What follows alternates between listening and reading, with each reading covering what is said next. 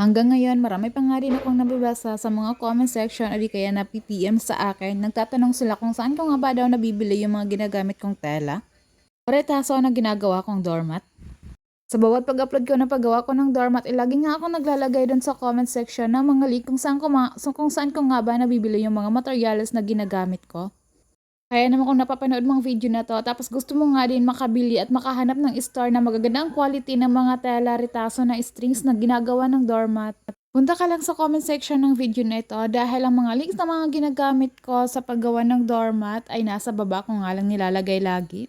Kung isa ka nga sa mga gustong magsimula mag-umpisa gumawa ng doormat pero wala ka pang frame, i-PM mo lang ako dahil nabibenta nga ako ng doormat at pot holder frame.